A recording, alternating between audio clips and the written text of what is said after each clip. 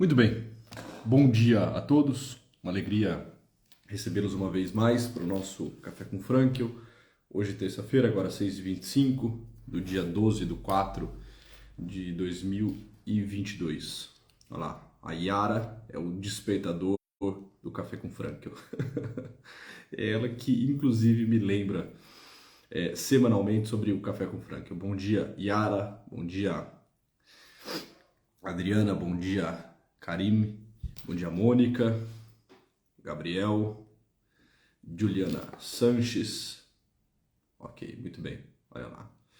E não só isso, né? Sempre muito atenta e adiantada. Já tá dizendo que tá tudo ok aí com a transmissão. Muito obrigado. Yara, excelente. Muito bem, bom vê-los já acordados, já despertos nessa manhã de terça-feira.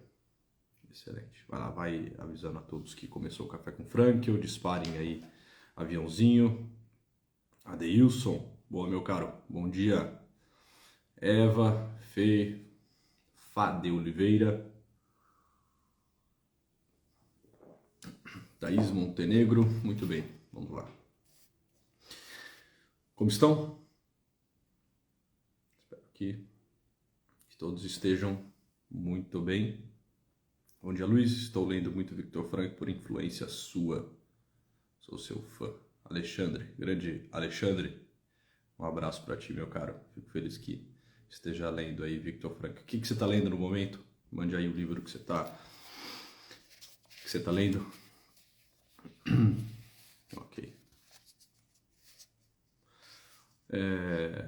De algum modo, hoje a gente vai dar continuidade na sequência de lives de programas que nós tivemos nos dois últimos encontros, nos dois últimos Café com Frankel. E hoje nós iremos falar sobre o Homo Patiens, tá bem? Psicoterapia na prática, legal, Alexandre. Muito bom, meu caro. É um belo livro, sem dúvida nenhuma. Tem o seu lugar aí na sequência de livros de Frankl, tá? Excelente. Então vamos lá. Então, já tem um tanto bom aí de gente na sala. É muito bom tê-los por aqui, de verdade. Fico muito feliz de encontrá-los logo cedo, numa terça-feira, 6h25. Ver o entusiasmo de vocês, a assiduidade de vocês aqui para com o nosso programa Café com Frankel. Tá certo? Bom, nós estamos na Semana Maior. Hoje é terça-feira, não terça-feira qualquer, senão uma terça-feira santa. Essa não é só mais uma semana, essa é a grande semana, é a semana maior, é a semana santa, tá? É a semana na qual nós meditamos com profundidade os grandes mistérios, né, da nossa fé.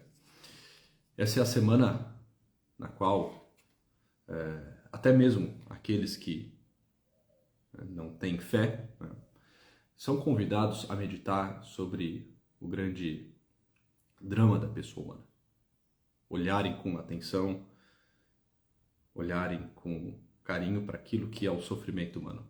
De alguma forma, todos nós entramos nesse clima, né, da Semana Santa. Quer tenhamos uma vida de fé, uma vida sacramental ou não, enfim, essa é uma reflexão muito oportuna a todos nós. É claro que quem tem fé, como vai dizer o próprio Victor Frankl, vai sempre mais longe, né? Vai sempre ter recursos outros mais poderosos, né? Mas de algum modo, todos nós precisamos viver essa Semana Santa, né? Todos nós precisamos olhar para o sofrimento, para aquilo que é o esquecimento, o abandono, né? As consequências das nossas negligências, tá? Sobre a nefasta realidade da traição. Todos nós somos convidados a olhar para isso, para esse fenômeno da traição, para a dor, para a via crucis, né, da pessoa, do Cristo, enfim, né? E eu quero trazer um pouco desses elementos aqui na nossa reflexão de hoje, tá bem? Porque Victor Frankl, como vocês bem sabem, isso aqui, deixa eu ver uma olhada com vocês, ele, entre muitas outras coisas, vai ter como um núcleo da sua teoria, como, né, um centro da sua teoria, essas meditações acerca do homo patiens, o homem que sofre. Não só o homem que faz, não só o homem que ama, mas também o homem que sofre. Para Viktor Frankl, essas são as três grandes possibilidades humanas. O homem que faz, o homo faber, o homem que ama, o homo amens, mas também o homem capaz de sofrer, que é o homo patiens. De algum modo, nessas três grandes realidades, o amor, a criação, o sofrimento, nós encontramos aí a centralidade do pensamento frankliano. Tá bem? E hoje nós vamos meditar um pouco sobre o homo patiens. Porque para Viktor Frankl, diante do sofrimento, basicamente duas questões são postas. O porquê nós sofremos e o como nós sofremos. Bom dia, Flávia. E o como nós sofremos. Ele por diversas vezes vai usar aquela frase do Friedrich Nietzsche: quem tem um porquê viver suporta, né, quase qualquer como. E diante desse porquê e desse como nós podemos construir uma reflexão à luz de Viktor Frankl. Tá certo? Porque de fato é isso, né? Quando nós somos pegos pelo sofrimento, e todos nós, queiramos ou não, saibamos disso ou não, estejamos prontos ou não, iremos experimentar nessa vida um negócio chamado sofrimento. Tá? Como vai dizer o nosso Dr. Frankl, não há nenhuma pessoa na face da Terra que possa dizer que nunca sofreu. O sofrimento é uma daquelas realidades próprias da pessoa humana. É uma marca indelével daquilo que é a pessoa humana. Grande Bruno, bom dia. Não há uma única pessoa que possa dizer que nunca sofreu. E diante do sofrimento, basicamente, nós tentamos responder duas perguntas. Como eu sofro e por que eu sofro? E talvez seja muito mais fácil nós encontrarmos o como. Por exemplo, entre outras coisas, nós meditávamos nas últimas lives o como nós podemos sofrer. Tá?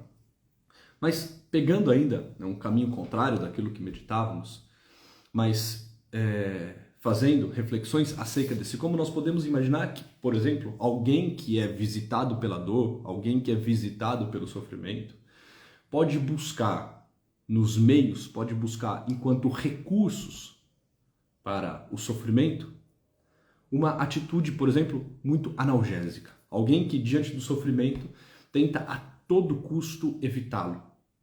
Não quer olhar nos olhos do sofrimento.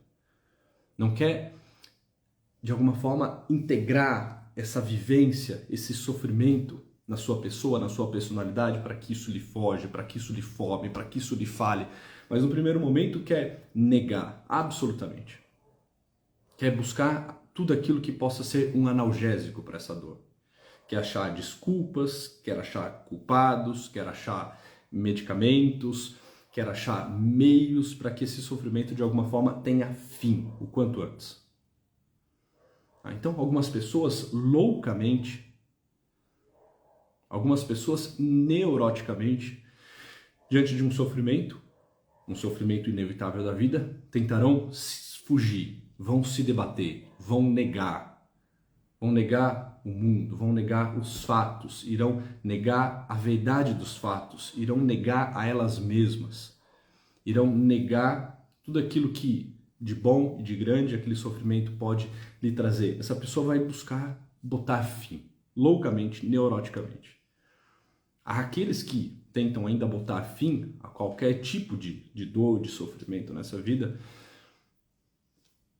caminhando por essa trilha trágica, nefasta do hedonismo. Ou seja, tentando se fartar maximamente de prazeres, como se uma vida extremamente prazerosa pudesse ser um antídoto, pudesse ser uma medicação, um remédio contra todos os desprazeres, contra todos os intempéries, contra todos os desconfortos. Então a pessoa vai se cercando de tudo aquilo que é extremamente prazeroso.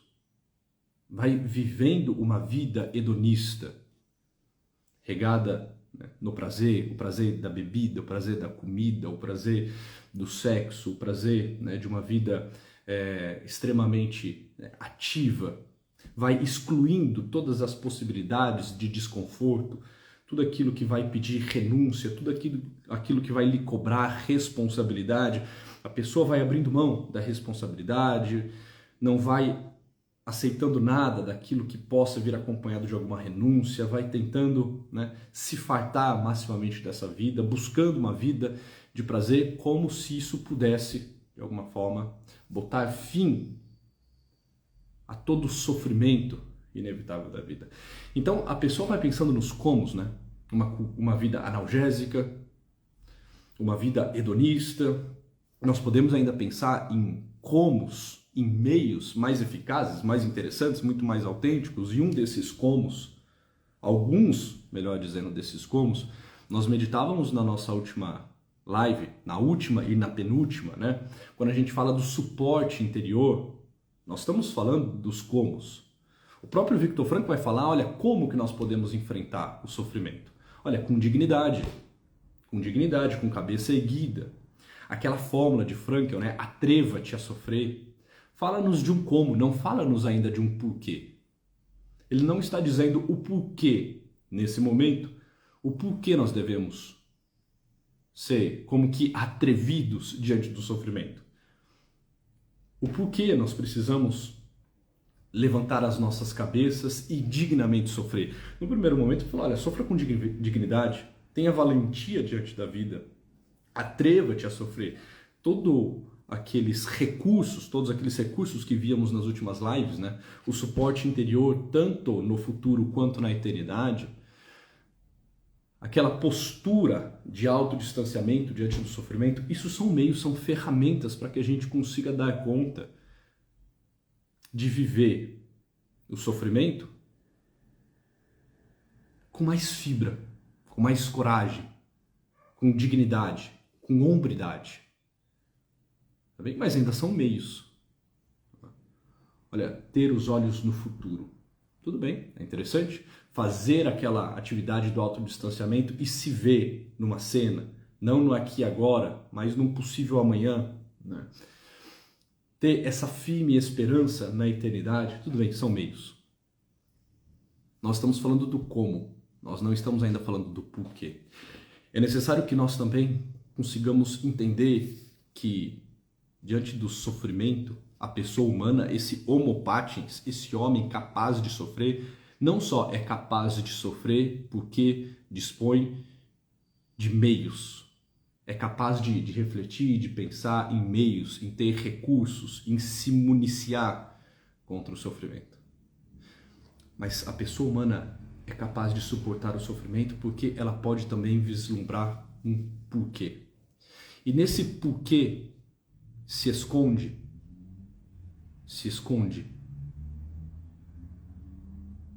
alguém. A grande graça, a grande alegria do porquê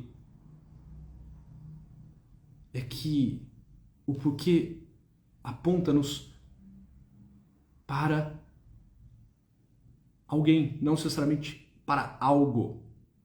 Porque o algo fala-nos ainda muito dos meios. O para quê esconde um para quem.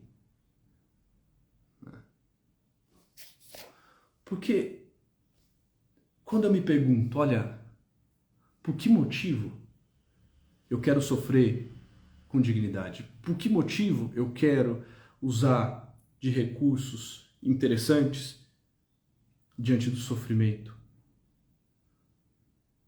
O porquê disso tudo? Porque, no fundo, eu sei que eu sou capaz de amar. Amar não o sofrimento, necessariamente, mas amar aquele que eu encontro no sofrimento. Eu, de alguma forma, me experimento como um ser capaz de sofrer e sofrer por amor a alguém, por amor a uma pessoa. E quando de fato aparece no meu horizonte de visão alguém para quem eu sofro. Um tu que colhe os meus sofrimentos e que me acolhe em meio a essa atitude de um sofredor. Todo o sofrimento torna-se luminoso. Todo o sofrimento torna-se amor. E é isso que eu gostaria de trazer para vocês no dia de hoje e iniciar aqui a reflexão. Ou seja, diante do sofrimento nós temos um como e nós temos um porquê. Os comos, podemos pensar em inúmeros, falávamos de alguns deles nos nossos últimos encontros. Agora, a grande questão é dar um passo para além disso tudo. Ainda que a nossa última live, né, ou seja, o suporte interior posto na eternidade, seja algo extremamente salutar, poderoso, quando eu medito sobre a eternidade, eu preciso meditar não num lugar, não num estado de espírito. Eu preciso meditar, acima de tudo, no encontro. E no encontro com um outro, no encontro com um tu, no encontro com uma pessoa. Não. E agora eu faço aqui uma breve pausa na nossa reflexão, vou jogá-los num texto de Viktor Frankl e depois a gente volta costurando isso tudo, tá bem? Porque, pensemos o seguinte, fato é, a vida de Viktor Frankl fala-nos alto, né? Por exemplo, agora mesmo, né, no início da live, acho que foi o Alexandre escreveu, né, que está lendo a obra de Viktor Frankl por influência minha e que está, né, amando isso tudo. Tenho certeza que das 120 pessoas que aqui estão na live, muitos se encontraram com a vida de Frankl e encontraram na vida de Frankl algo carregado de sentido, né? Como que um despertador para as nossas consciências, né? Uma vida que ao ser conhecida, meditada, refletida, fala sobre a nossa vida, devolve-nos uma esperança, coloca-nos de pé, tira-nos de todo tipo de vitimismo, né? Lembra-nos de quem nós somos. Enfim, de fato, a vida de Viktor Frankl é isso tudo, né? Tem um texto de Viktor Frankl no livro O Sofrimento de uma Vida Sem Sentido, né? Um texto muito pequeno e muito profundo, né? Que é o capítulo 7 desse livro, O Sentido do Sofrimento, no qual ele vai falar de uma carta que ele recebeu de uns prisioneiros. Como vocês sabem, já falamos isso aqui algumas vezes, Viktor Frankl, né, comumente era convidado para discursar, dar palestra aos prisioneiros, porque ele próprio foi um prisioneiro, né? E quando ele falava com aqueles prisioneiros, de fato, muitos deles se sentiam acolhidos, se sentiam vistos, se sentiam tomados por uma forte esperança, né? E ele vai falar que lá para as tantas ele recebe um texto de um prisioneiro, o prisioneiro 552/022, que ele escreve o seguinte: esses prisioneiros tiveram contato com a obra de Viktor Frankl, muito possivelmente com o livro Em Busca de Sentido, né? Fizeram leitura, talvez, né, tenham feito algum tipo de estudo desse livro, Em Busca de Sentido, e alguns, né, mandavam cartas para Viktor Frankl, contando o que a leitura desse livro lhes causou. Bom, e aqui ele traz um relato na íntegra de um prisioneiro. O prisioneiro diz assim: prezado doutor, nos últimos meses um grupo de presos vem lendo seus livros e tem escutado suas gravações. Que verdade é esta? Que se possa também encontrar no sofrimento um sentido. De alguma maneira posso dizer que a minha vida começou agora, doutor. Que sentimento esplêndido. É enternecedor ver como os meus irmãos, em nosso grupo, enchem os olhos de lágrimas ao perceber que sua vida, aqui e agora, ganhou um sentido que antes consideravam impossível. O que aconteceu aqui chega a ser um milagre. Homens que antes se sentiam desamparados e desesperados, veem agora um novo sentido em suas vidas. Aqui, nesta prisão, governada pelas mais rígidas medidas de segurança de toda a Flórida, aqui a somente uns 100 metros da cadeira elétrica, precisamente aqui, Os nossos sonhos tornaram-se verdadeiros. Estamos, Viktor Frankl, à véspera do Natal, mas para nós, a logoterapia significa a Páscoa. Sobre o Gólgota de Auschwitz, levanta-se nesta manhã de Páscoa o sol. Que novo dia se aproxima de nós. Que novo dia se aproxima de nós. Exclama ao final desse relato, ao final dessa carta, o prisioneiro 552/022. E é interessante isso, né? Porque nós olhamos para a vida de Viktor Frankl. Olha lá, o Alexandre está dizendo, né? Há muitos anos conheci a prática de Frankl sem nem saber quem era ele. Isso me salvou. É claro, foi o caminho para Cristo me salvar. Legal. O que o Alexandre está dizendo aí, que de alguma forma encontrar esses relatos, encontrar, né, a obra e a vida deste homem, né, foi um grande apelo à sua consciência, né? Foi o início de um caminho de salvação. E é exatamente isso, né? É isso que eu quero, né, colocar nesse momento aqui a vocês, porque quando nós olhamos para a vida de Viktor Frankl, nós de alguma forma nos sentimos convidados a viver uma vida mais atenta, uma vida mais autêntica, uma vida mais desperta, uma vida mais entregue. Nós olhamos para o sofrimento de Viktor Frankl e como que nos vemos nisso. É claro, talvez possamos dizer, e se formos muito sinceros, né, chegaremos nessa conclusão do tipo, olha, eu não aguentaria nem, sei lá, 1/10 do que esse homem aguentou. Mas, olhando para ele, eu consigo entender como eu posso enfrentar as dificuldades da minha vida. Porque, assim como ele é um homem. Caramba, nós somos feitos do mesmo barro.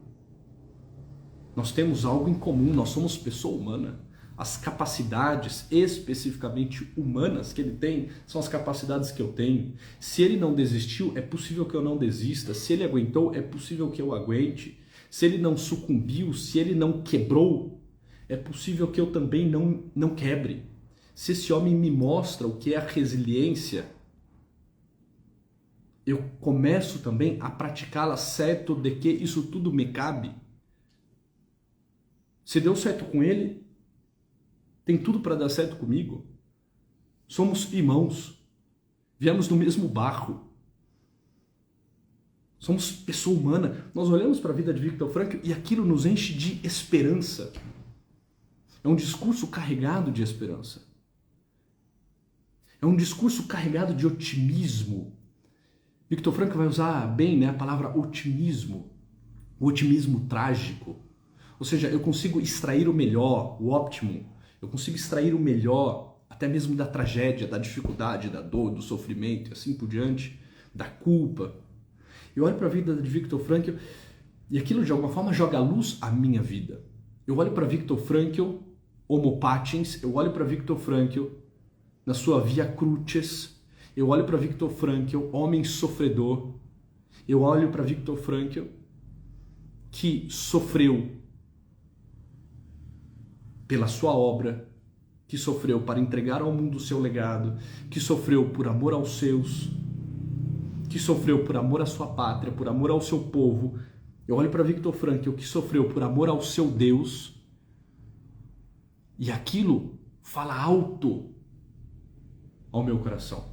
Como que desperta um pouco a mim de minha surdez. Agora, senhoras e senhores, nessa semana nós somos chamados a olhar para o Cristo, para o homo patiens, para o homem das dores, para o homem sofredor, para aquele que sofreu não por uma obra, não por um legado, naquele que sofreu por mim, no Filho de Deus, no Deus humanado que sofreu por amor a mim. De olhar para o sofrimento daquele que tinha ante os seus olhos a minha imagem, que tinha nos seus lábios o meu nome, que no seu coração me trazia, me tinha. Se de algum modo olhar para a vida de Frankl coloca-nos, como nos dizia aí o Alexandre, no caminho de uma Páscoa, no caminho de um novo dia, como fala-nos esse prisioneiro, sob o Gólgota de Auschwitz, levanta-se nessa manhã de Páscoa ao sol, que novo dia se aproxime de nós. Se a vida de Viktor Frankl provoca-nos a isso, leva-nos a tanto, se ao meditar sobre a vida deste homem sofredor, que com dignidade sofreu, que com valentia sofreu, que por amor aos seus sofreu, quanto mais graças eu não vou colher ao meditar sobre a vida daquele que por mim sofreu, que por amor a mim sofreu. Se a vida de Frankl nos dá esperança, a meditação sobre a Páscoa de Cristo, o sofrimento do nosso Senhor, leva-me inevitavelmente a uma libertação. Frankl me mostra, de algum modo, as capacidades humanas. E o Cristo me mostra o porquê, de fato, eu posso levar adiante o meu sofrimento. O porquê eu posso sofrer e sofrer não só por ser um homem resiliente, mas sofrer por ser um homem capaz de amar e amar de volta aquele que me amou. Amar aquele que por mim sofreu. Ou seja, eu fui o porquê, eu fui o porquê daquele homem, do Cristo. O porquê dele era eu. O porquê ele dava o próximo passo, o porquê ele se sujeitou a tudo aquilo, o porquê livremente ele se entregou na mão dos seus carrascos, o porquê. E a resposta mais aceitada é a seguinte: por mim. Por mim. Eu fui o porquê dele. E ao me tornar o porquê dele, ele se torna o meu grande porquê. E o porquê eu devo sofrer? Por amor a ele? Para me unir a ele? Para amar de volta aquele que me amou? Para me configurar a Cristo? Porque este de fato é o caminho do encontro. O encontro se dá neste caminho da cruz. Quem quiser me seguir, renuncie a si mesmo, tome a sua cruz. Quem quiser me seguir, poxa, se eu quiser segui-lo, se eu quiser fazer uma experiência com ele, se eu quiser encontrá-lo, é necessário que eu tome a minha cruz. E a grande mensagem da Páscoa não é só a cruz que por amor ele carregou a mim. Mas a grande mensagem da Páscoa se encerra no per crucem ad lucem, que pela cruz se chega à luz.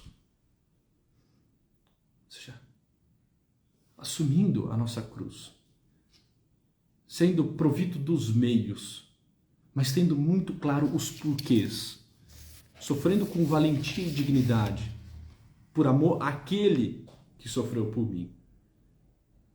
Neste caminho de cruz, certamente eu encontro a luz, eu encontro a alegria, eu encontro a vida nova, eu encontro a ressurreição, eu me encontro nesta manhã de Páscoa, eu encontro esse novo dia.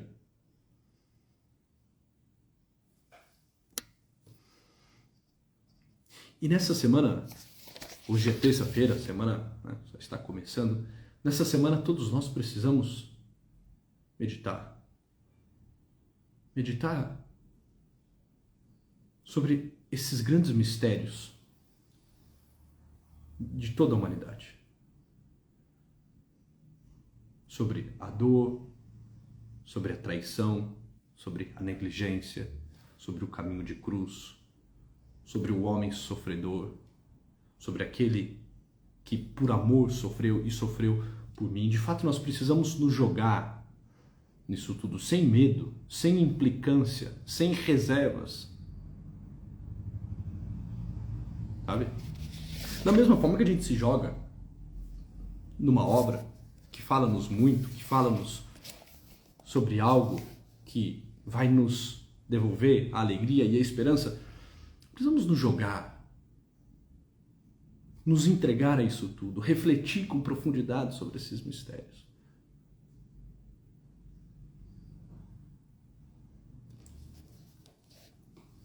Se faz sentido pensar sobre a vida de um homem que sofreu por amor à sua obra, quanto mais não faz sentido meditar sobre a vida daquele que sofreu por amor a mim.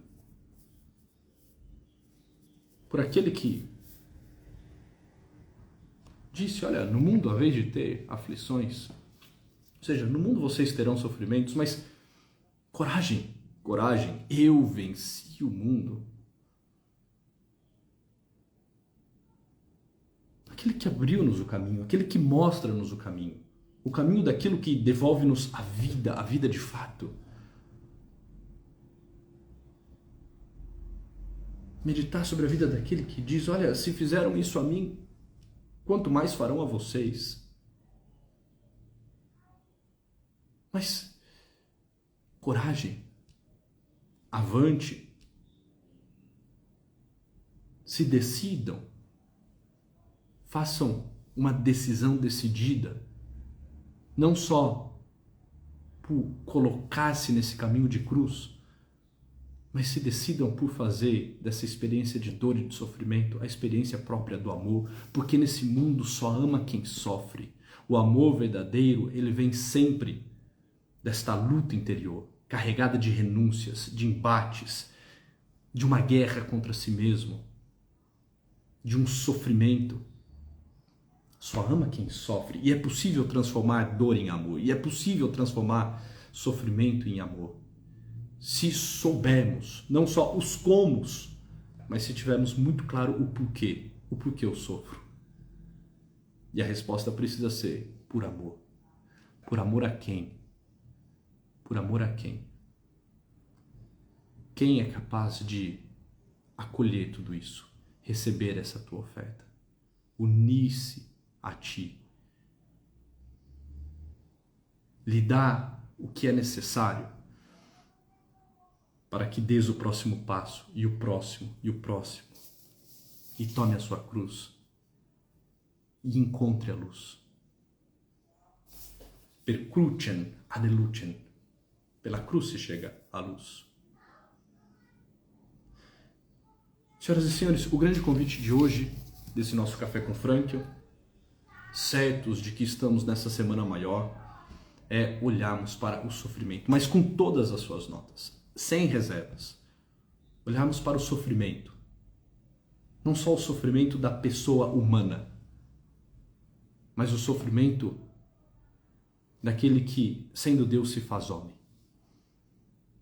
Olharmos para o sofrimento não só daqueles que sofreram por algo ou por alguém, mas olharmos para o sofrimento daquele que sofreu por amor a mim.